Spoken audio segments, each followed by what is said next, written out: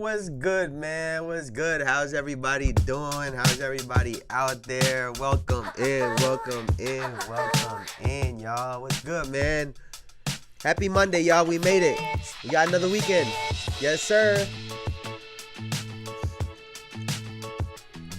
Oh, man. How's everybody doing today?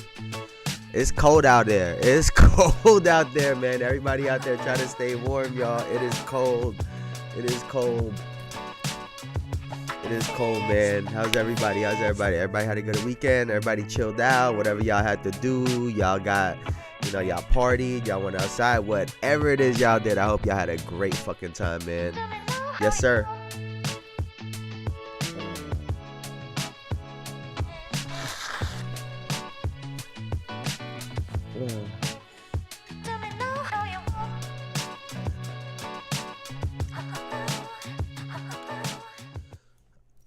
Amen. I hope everybody out there is having a wonderful day, a great weekend. I hope y'all are starting the week off strong. And if not, it'll turn over. It'll switch up on you. The week will get better. The days will get better. So hopefully y'all are having a good time.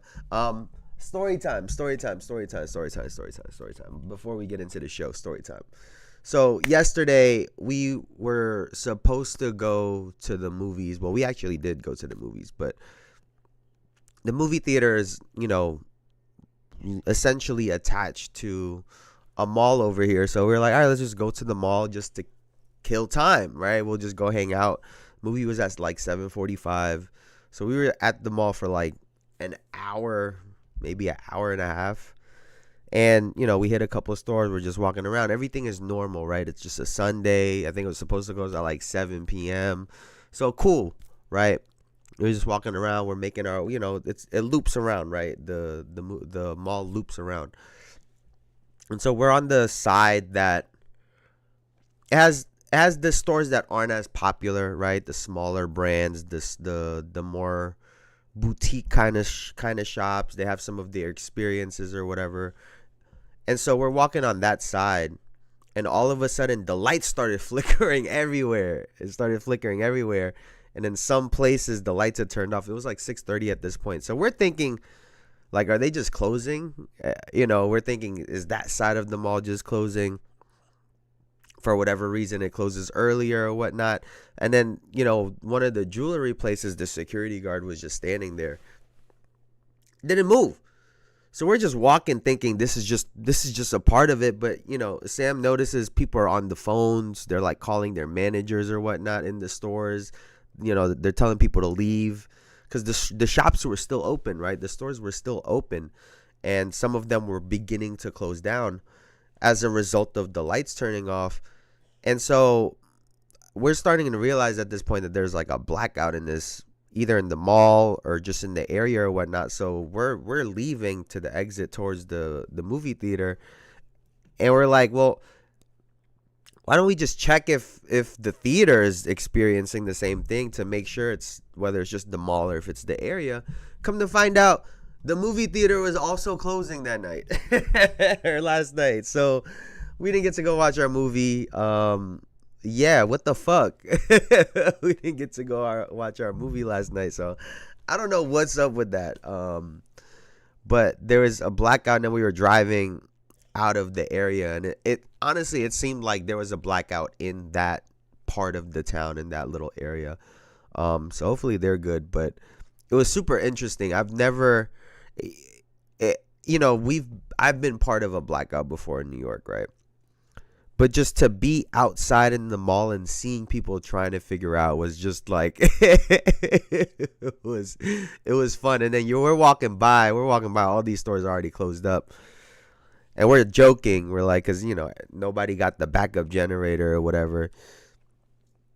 But Lego, the Lego store, fully functioning. All the lights are on. That shit wasn't dim.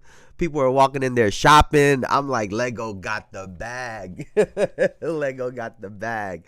So, hey, man, if nothing else, it showed you which stores and companies got money over there. So, we found that out. But interesting. So we were trying to go to a movie afterwards, but we were like, fuck it, let's just go home. Let's just go home and kick it. But so that's exactly what we did. But and now we're here. So happy Monday, as always. Happy Martin Luther King Jr. Day to those of you guys who are observing, celebrating in Yahweh. So we'll get right into it. Today it's really it's always been historically a basketball day too. So we'll obviously go talk about some basketball. So before we get started, please like, comment, and subscribe, all that good stuff. It really helps the channel out. As y'all already know, we trying to take this to the moon and we not stopping. And welcome to another episode of the Jayson Estrera Show, where we talk about basketball, sports, and any other topic that comes our way as accurate as possible. Now, I'm not gonna lie to y'all. Because of what today is, right? Elijah's over there for the inauguration, and this isn't a politics podcast at all. But I was wondering if there was even any point in doing this, because everybody's gonna be consumed with that situation. The games are also on, so it's just a lot going on today. But fuck it, I wanted to get my thoughts out, and I didn't want it to just start stacking on the day. So I wanted to get it out and just get some content out for you guys. So we do have some stuff to talk about today, and we'll get right into it. I closed it. So where do we begin? Let's actually start right here. Let's just start with Jalen Brunson. And I wanted to start right here because I mean, honestly, I've been talking about this quite a bit lately too.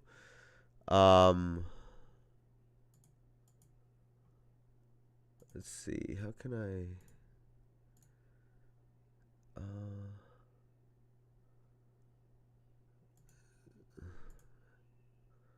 I can't. Properties, no. All right, well, whatever. Let's just lock in. Let's lock in. All right, let's take a look at this real quick, and then we'll talk about why I'm bringing it up. What it's from, you can't do that. Slam the ball. Jalen Brunson pointed it out to the officials. And this was the talk for a little bit, right? Because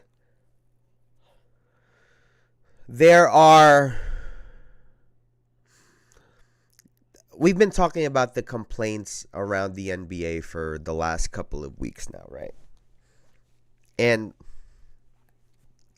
this was something that originally was a James Harden issue, right? There were other players that were getting blamed as well too. But this was a real James Harden issue. And when you read some of the conversations under a post with this video, it's very back and forth. There are some people attacking Jalen Brunson for pointing it out, and there are people defending him. And to the people that, we'll start with the people defending him. Could it be annoying? Would it be annoying, right, if you're on the other team, if you're Anthony Edwards in this situation, and you're just bouncing the ball just because it's what you wanted to do, or you're frustrated, whatever the reason, right? To be on the other side of a player like a Jalen Brunson, a player like a Chris Paul, and, you know, some people won't admit it, but a player like a LeBron James, a player like a Kobe Bryant, even a Michael Jordan back in the day, players that point out these rules. It's annoying to be on the other side of it, right? And that's why, you know, I labeled the video teacher's pet, right? We've all been around someone like that. You could call him a snitch, a tattletale, you know, they're a teacher's pet, where they are going to point out everything. Someone put in the comments, he said Jalen Brunson was the one that definitely would say, are you going to check the homework when you ever been in class like that, right? Where there's like 10 minutes left in the class, 15 minutes left in the class, or, you know, 15, 20 minutes have already gone by in your class and the teacher still hasn't checked the homework. And, you know, some people are in there sweating because they're like, shit, I didn't do it. I hope they don't mention it. And of course, that one smart kid at the front of the room is always like, are you going to check the homework? Are you going to make sure that it's the same? And that's why I brought up all those other guys. I'm sure Michael Jordan, Kobe Bryant, LeBron are the same in this. Oh, we need to do an extra lap. No, we need to do extra this. No, you said we're going to do that, so we're going to do that. We're not going to stray away from extra work. It's annoying to be on the other side of that. But to the ones going against Jalen Brunson and saying he's a teacher's pet, the people that are finding it annoying, it's very small, but I've also seen rumblings against Shai Gilgeous-Alexander and his ability to bait fouls. Newsflash to you guys, to the people that find this annoying, to the people that think this is stupid or extra. It's a part of the game. And to the person that says, why would you call that out if you're Jalen Brunson? Well, there are rules in place for a reason. And I've noticed this a lot with people lately, right? They will bitch and argue about a rule instead of just following it. Granted, the rule could be stupid. The rule to you can make absolutely no sense. But why is it that in a basketball court, for example, there's 12 guys on each team, 24 between two teams? Why in that moment was it just one out of the 24 people that lost their cool and threw a basketball or did some crazy shit? See, when you're playing at the highest level, you take every little advantage that you can. When people talk about the alpha males in sports, right? People tend to think that it's about who's the more machismo guy, who's the more physical, more imposing, kind of a bully, leader, vocal guy. Right? Those are the things that people typically think of when you talk about an alpha male in sports. Guess what? The alpha male in reality is that person at the front of the classroom. That person that's always there 10, 15 minutes before class starts. The alpha male in the real world of sports is the smartest guy in the room. And when you are the smartest guy in the room in damn near anything, right? Yeah, we have some people that are habitual line steppers and will break rules. But a lot of those guys follow the rules because they understand that anytime someone doesn't follow the rule, that benefits them. Think about that person at the front of a classroom, right? They're telling the teacher on everything. Whatever the case may be, right? They're snitching, whatever. So at the end of the semester, at the end of the year or whatever, explain to me how that kid has like a freaking 110 in the class and not just 100. They get those extra points because of all the extra shit that they're doing. Because of their ability to communicate with the authority in the room. And for lack of a term, to manipulate that situation in their favor.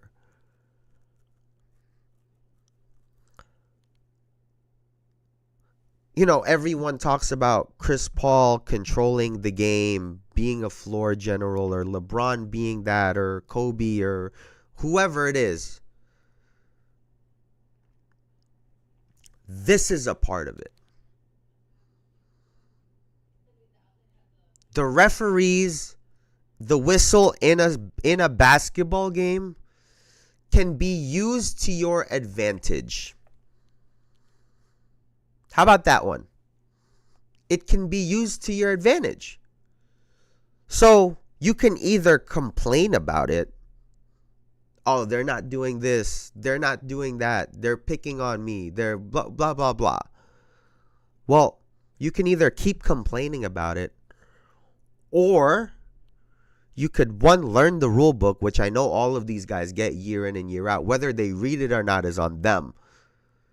But they get a yearbook, a rule book. They get changes. They get notified of all of these things going on in the NBA. This ain't a secret. You could read it, understand it, so you know how to take advantage of those things, right? Even steps, all these different moves. And you can also try to communicate with the referees in a way so that you can actually get your message across to them with the understanding that they're not going to be able to change this call at the moment, but maybe the next time they will. And guess what? Yelling at them and cussing them out every time isn't going to get the result that you want.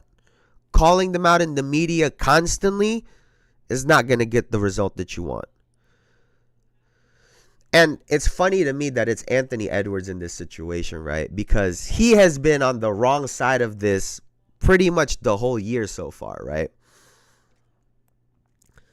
And a part of becoming a star in this league, a part of becoming a superstar in the face of this league, means having that understanding the game within the game that some people want to ignore. You can want to ignore it all you want. Doesn't mean it's going anywhere. So you can either get with the program or get left behind. And that's what this situation is right now. And honestly, like, this conversation on foul baiting is really stupid to me. Because it's always been a part of the game. Honestly, it's become less part of the game as the time has gone on. I remember a time when they would complain about Kevin Durant wasn't getting to the free throw line enough. Carmelo Anthony wasn't getting to the free throw line enough. Like, this was a real topic of conversation of guys aren't able to do it enough because, let's call it what it is, it's a skill gap. To be able to, one, do the moves, to draw the foul, to know the timing of it, when to do it, and also the second part, to have the relationship with the referees and with the NBA. It's a skill gap. Not everyone can do it, and everyone that can do it, there's a different degree in how well they could do that. And like I said, it's always been a part of the game. A part of the strategy is, well, if we can get their star player or their best defender in foul trouble early, it makes the game easier. And there's some people out there that genuinely think that's being scared. No, that's being smart. like what are you talking about? That's being smart. Like, going back to school, I remember when they would let us have a cheat sheet, right? And they would they allow you to put notes on a piece of paper, right, for your final or whatever. And I used to be the first one to ask, can we use both sides? One piece of paper, but I get 2 pages, so now you could put more stuff on it instead of less. And then I remember people who would even, I think it was Sam actually, screenshots and minimize the images, crop it or whatever, and you could fit all of these things onto the page and then just print it out. So one, it was clear and legible, and two, you're able to stuff as much information in there as you can. That's smart. Why wouldn't you try to maximize and get the most out of the situation? If not, you're just doing yourself a disservice. So the people complaining about Shai Gilgeous-Alexander and the way that he plays, or Jalen Brunson and the way that he plays, of being physical, of trying to bait out all of these foul calls, it's a part of the game. Why wouldn't they take advantage of it? If you're jumping in the air because you think I'm gonna shoot, that's your fault. Why wouldn't I take advantage of you being out of position? And not only getting a shot, if I could get a foul on you? Because the sooner we get your team in foul trouble, the better. The sooner I get your team in the penalty, we can stop the clock, shoot penalty shoot free throws. Like, this is a real strategy. And I feel like the people that don't look at it that way, they're either lazy or just dumb to me. Like we can't take away an aspect of the game it's there. Like, when people want to talk about, certain plays and stuff, when sometimes it be as simple as, no, that should be the strategy. Let's go 3 possessions down and try to get a foul on this guy. We'll run certain things to try to get that, or we'll run the same thing 3 times and see what we could do. But it's just that whole idea of it is just it don't make sense to me that people think that way. It truly does not make sense to me. Now, I wanted to take this moment to now talk about. Let's take a look at this. Scottie Pippen was on the PBD podcast, and he was talking about his relationship with Michael Jordan, obviously. So let's take a look at what he had to say about his friendship with Mike. I don't know. I mean, I just think that Michael is a very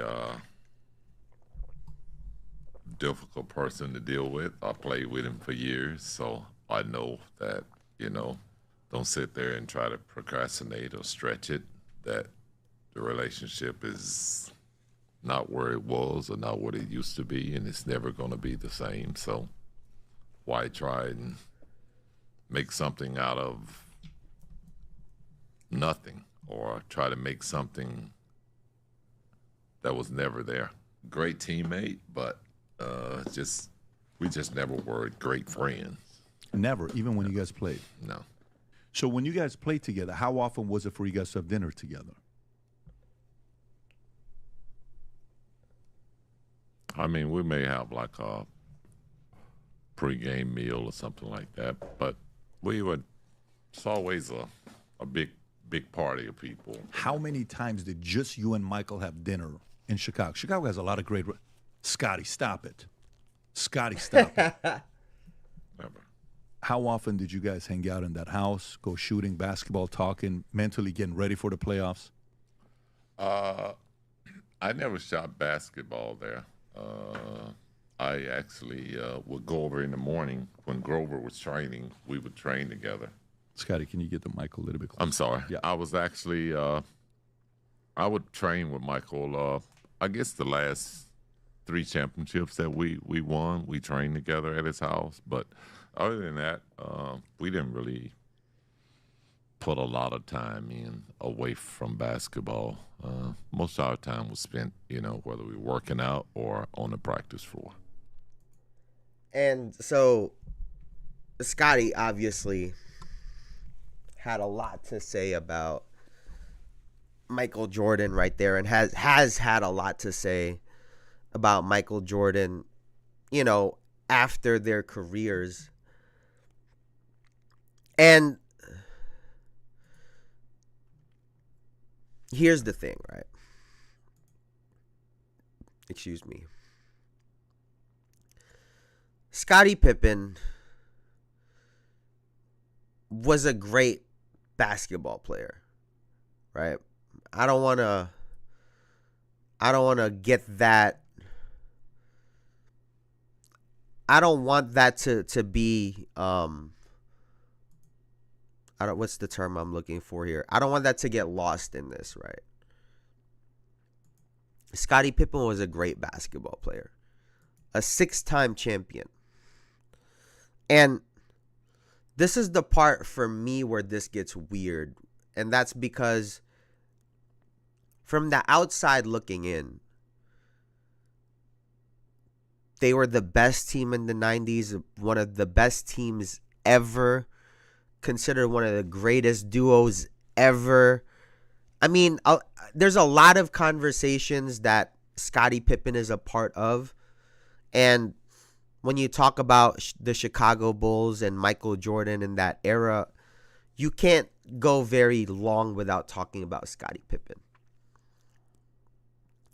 But to be this bitter about that situation,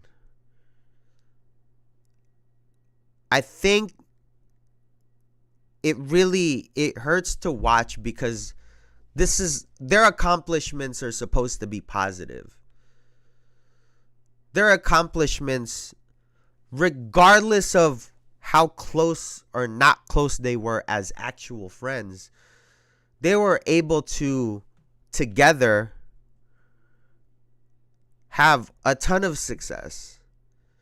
And you would think that between all of that, and I'm sure as any successful group or friend or whatever, there are bad times, but you would think that the success that they were able to enjoy together would be enough to overshadow a lot of the negativity, and enough to get someone to not speak on it,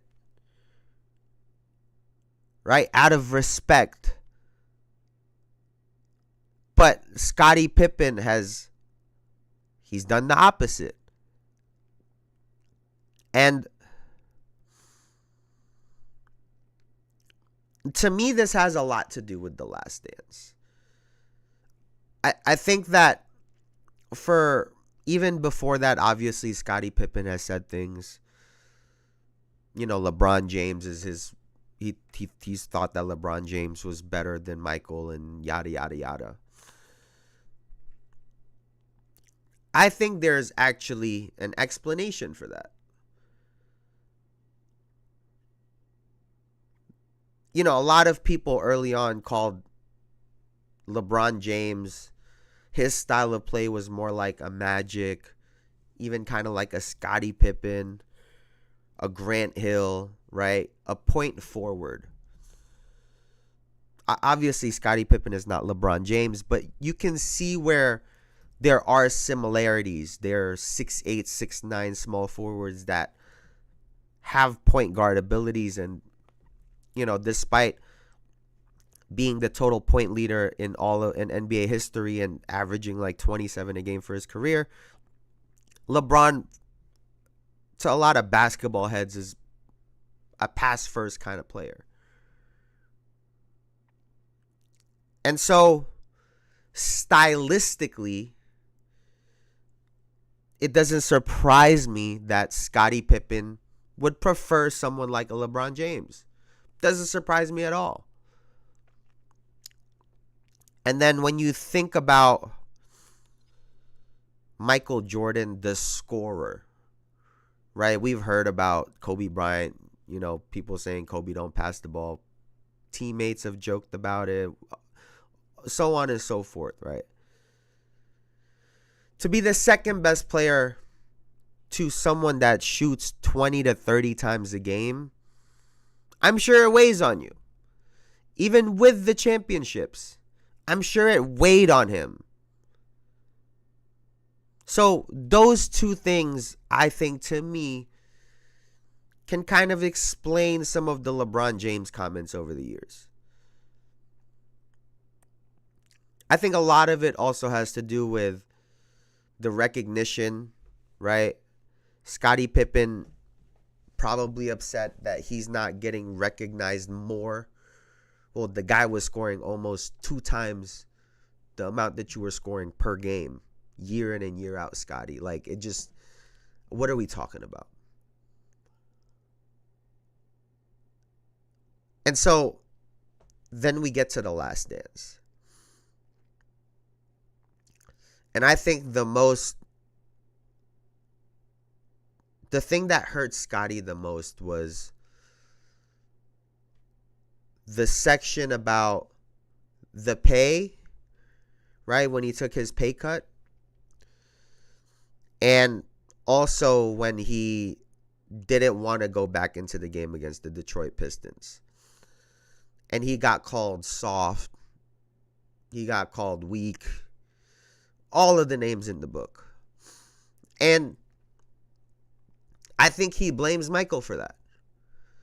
I think he blames Michael Jordan for adding that into the doc when, let's call it what it is, that was a part of the story. Unfortunately, Scottie Pippen.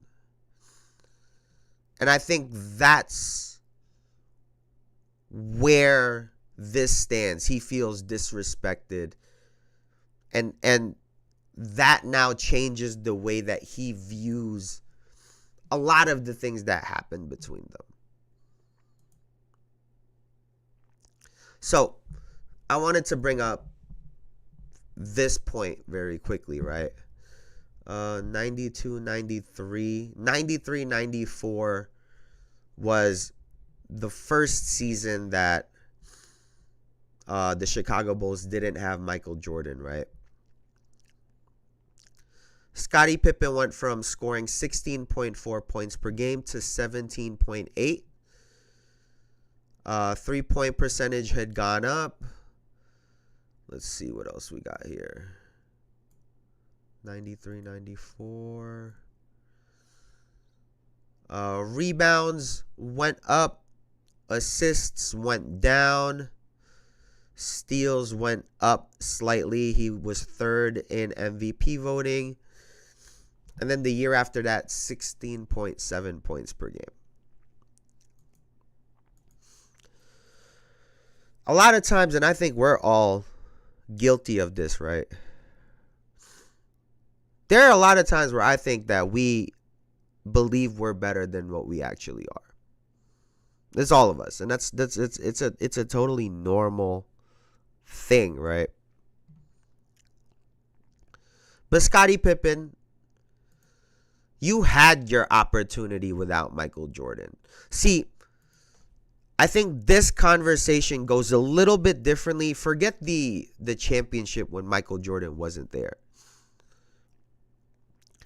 But this conversation would go totally differently if Michael Jordan leaves and all of a sudden Scottie Pippen starts averaging 25, 28 points per game, 8, 9 assists, 8, 9 rebounds. But that's not what happened. And I think Scottie Pippen had always believed that he would have been a different player for sure, but he also probably believes he would have had a better career individually if it wasn't for Michael Jordan. And the reality is, would he have? Because he was next to a guy that demanded 2 double and triple teams pretty much for 48 minutes of a basketball game. Now, trade places. How would he deal with double and triple teams constantly? Would he even warrant it? And when he had his opportunity, it's not a bad year, but 17.8. What was... Let's see.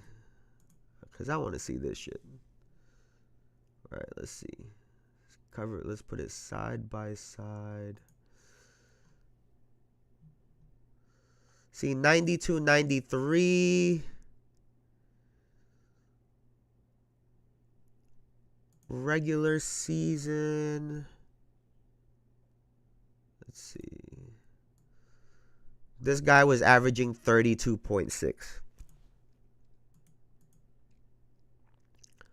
32.6 to his 16.4.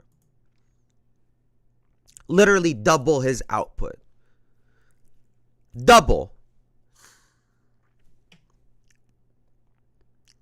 So I don't know what Scottie is so upset about. Because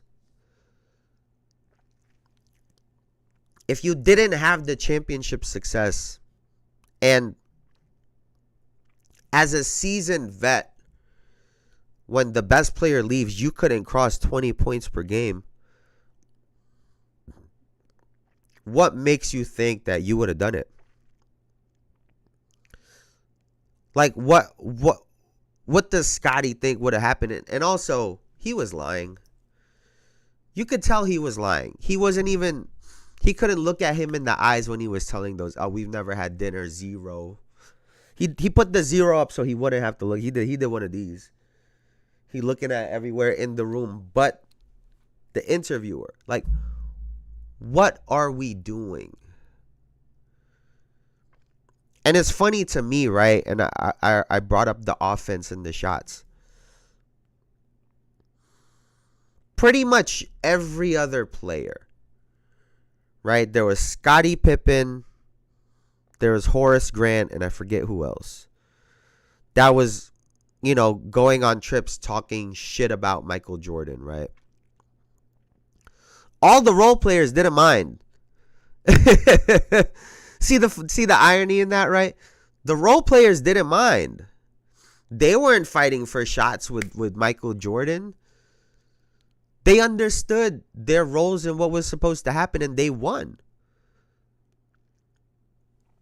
But the two guys that thought they were better offensively and weren't able to show it was Horace Grant and Scottie Pippen. And yeah, those were the two guys that were fighting for shots with Michael. And so Is that where this stems from? Just he was a ball hog. Is that really like where this ultimately goes back from, and it's just spoiled the relationship over the years and the content that got put out? They thought that they were misrepresented or didn't look a certain way, but like I said, I think a lot of it they told exactly what the story was. If you look at The Last Dance, yes, there was incredible things about Michael Jordan in that. It also showed he was an asshole. It also showed that he was gambling with guys that have not even a tenth of what he was making a year. It was taking money from them, essentially. So, even in his own documentary and his production, he didn't make his image look squeaky clean. He said on the actual Last Dance, I feel like on multiple occasions, like, he's like, could he have done something differently? Was he hard on people sometimes? Da da da da da. But he said, I never asked him to do something that I wouldn't do.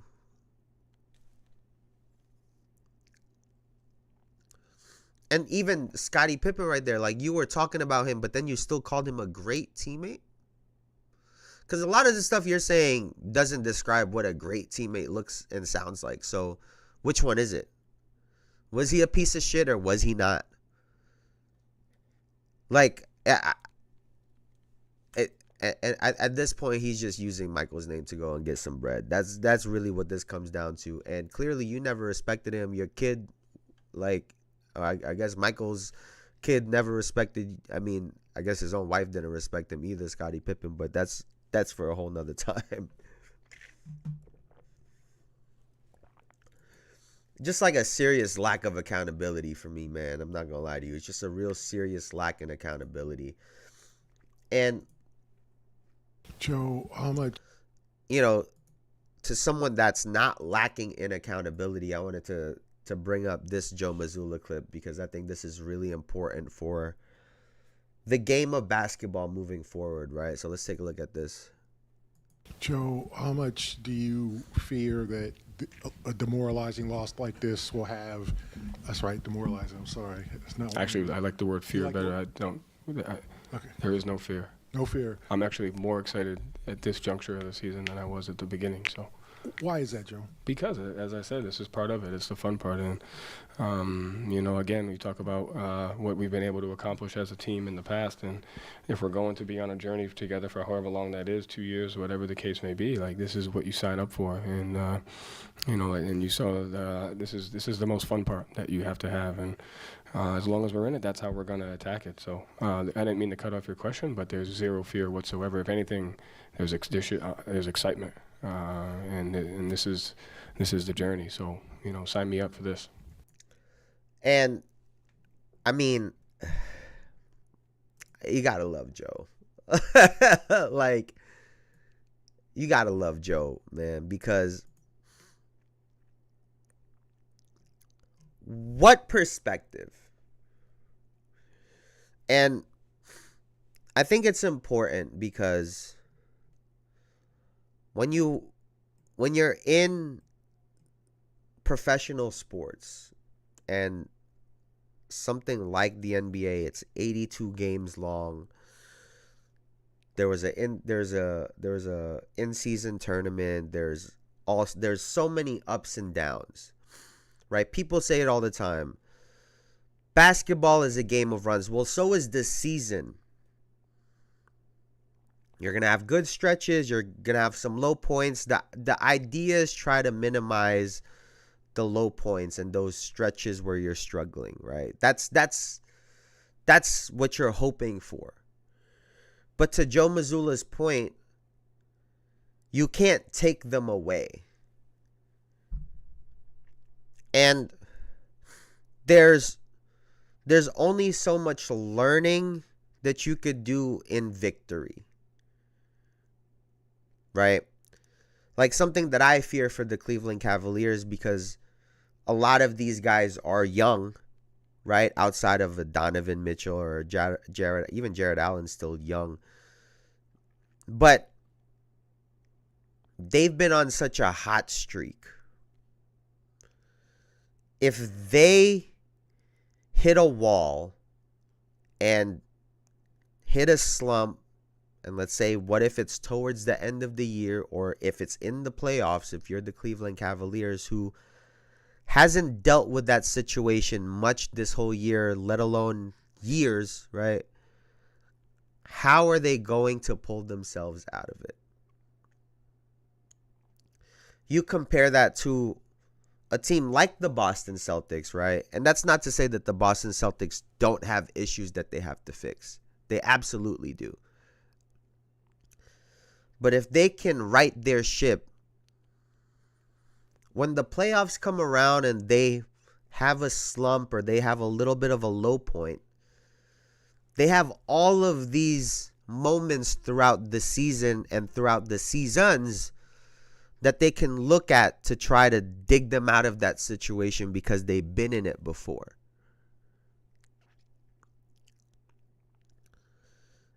Especially in the NBA, it's about who is playing the best at the end of the year, not at the beginning. And to hear Joe Mazzulla be so excited, and this is a championship team. The core of this team is still together. This is the same team as last year. He's excited because there's opportunity for growth and they've already won a championship. That's exciting. That is extremely exciting because now, listen, I get you guys are champions. Fuck all that. We could still be much better than what we actually are. And if we can get there, we smoke everybody. I've said it before. They should be a mile ahead of every other team in this league if you look at their roster and the way that they've played last year. But they're going through some of their struggles, and I think it's great that they have a guy like Joe Mazzulla to lead this team and to try to get them to where they need to be. Because it's not going to be, one is not going to be easy. Right? They do have some problems, I think. But to have a leader like that, I think goes a long way. And I wanted to look at this last part because I thought I couldn't find this video actually. So let's take a look at this right here. It's like when people are struggling to make threes or, missing shots, it's like, okay, they're in a slump. But when it's defense or rebounding or things like that, it feels like, okay, it's people are, players are being lazy or not. Oh, man, dude, that is the most profound statement in my 3 years is what you just said. The most profound statement of all time. Yes, it is so easy to blame effort as opposed to just make a shot. So I'm wondering. Our expected defense is number 1 in the last 10 games, and our layup percentage defense is number 1 in the last 10 games, and our expected points per shot defense is like number 3 in the last 10 games. But you know what our 3-point percentage is? Not 28th. So, that man, me and you are just gonna grow in our relationship together. Thank you. I'm looking forward to it. Thank you. Yes. God, man, finally. We do have to play better though on both ends of the floor. But go ahead. You kind of answered it, but I was just wondering if you feel like maybe that sometimes. But, that's something that we have spoken about on this channel before, right? The commentary on sports has basketball in particular, right? It's become, basketball for dummies. That's real shit. Like it's really become basketball for dummies. And in an effort to try to simplify the game, I think we're doing the fans a disservice. Because some of the responsibility has to be on the fans to understand what's going on in the game. And to sometimes just blame certain things on effort because you don't know what's actually going on or something that you can't explain overly simplifies the game. And granted, to Joe Mazzulla's point, there are issues in the game. I think analytics has oversimplified the game, and that's not that's not a player's thing, not even necessarily a coach's thing. The analytics is a organizational thing that's kind of taken over the NBA.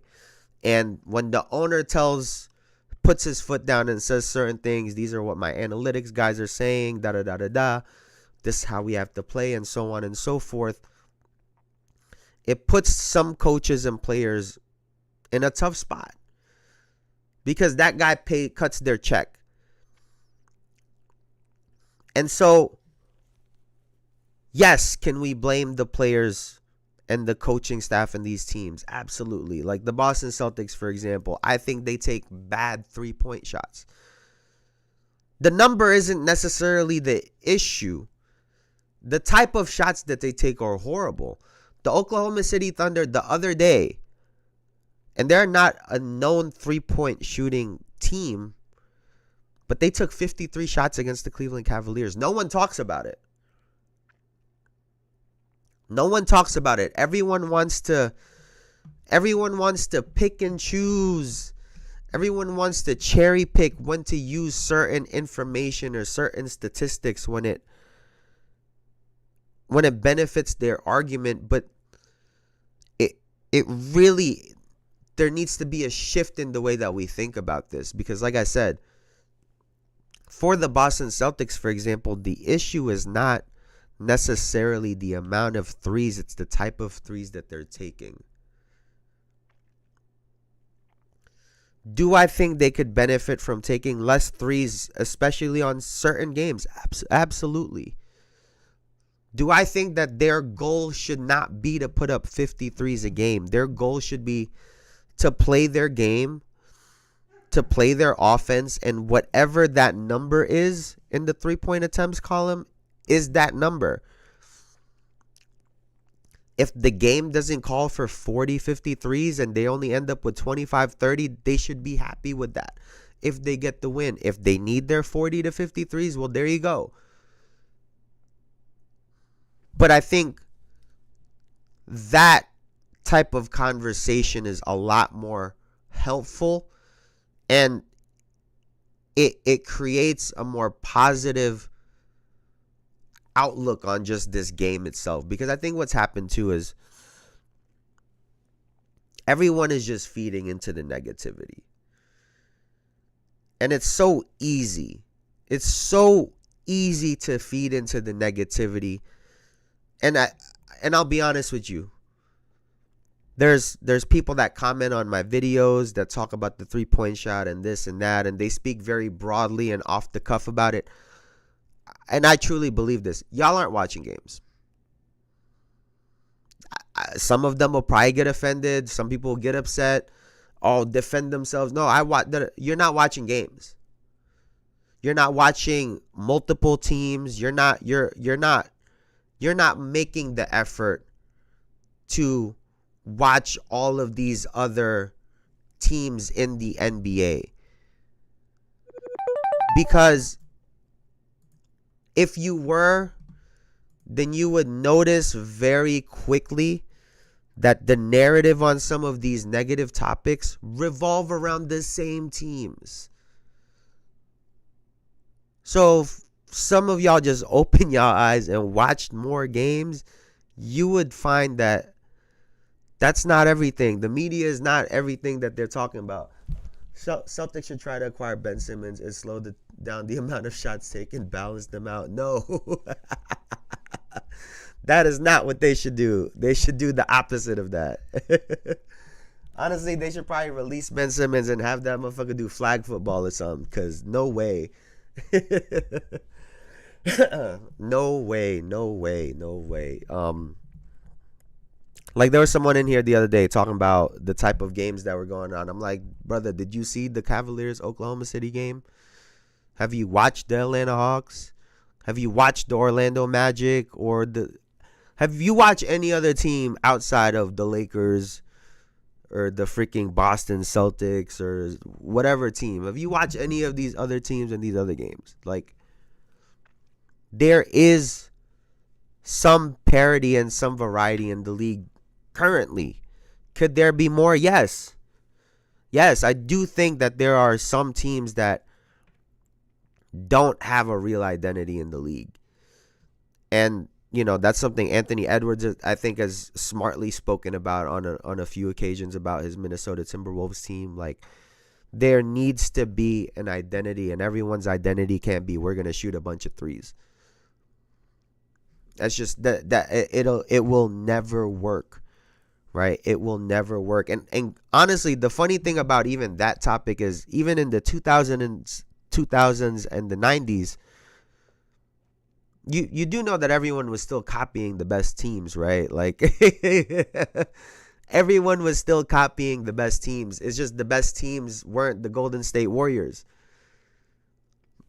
Like, that's just facts. That's just facts. I mean, through the 2000s, because of what the Chicago Bulls and Michael Jordan did, the 2000s, they tried to make a bunch of shooting guards isolation players. This is facts. I'm not making this up. This happened for real. And so just watch out for some of these narratives that they push on the media, because some of it is true and some of it, I think, is just propaganda. Just wait and see for what's going to happen with the NBA in the years to come. But that is going to do it for me for now. I appreciate y'all, as always, for hanging out with me, man. Y'all are the fucking best. Yeah, I just really appreciate you guys, as always, man. Try to stay warm.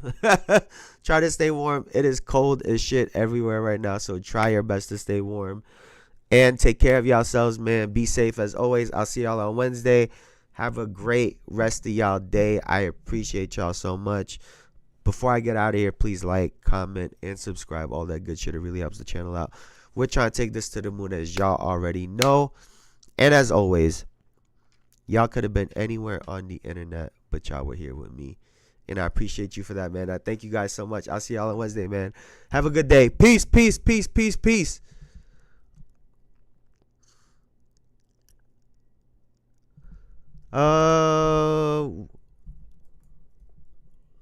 When you got a 7'4" big man taking an average of 9 3-pointers per game, that's how you know there's a problem in the league. All right. That's it, and I understand that take, right? I genuinely understand that take. But when you see someone that is 6'6" able to push him out of the paint, I can understand why he just takes more threes. Like, people just look at the height. Like, people just look at the height. Oh, so he could just shoot over. Like, and I get it. There are certain things that he needs to learn how to do. But that is not. It sounds really simple when you put it in that way, Bean, but it really isn't that simple, right? Because when he's getting overpowered in the paint constantly, and he doesn't have the tools to be able to, he doesn't know how to get positioned properly. Maybe no one's ever taught him that. Like, there's so many other things going on outside of just he's taking too many 3-point shots. And again, a lot of guys are watching only highlights. Guys are not watching full games. Like, are there issues with the league? Yes. But is the league, in my opinion, as exciting as ever? Absolutely. But, hey, man, that's going to do it for me for now, as always. I'll see y'all on Wednesday, man. I appreciate y'all. Peace, peace, peace.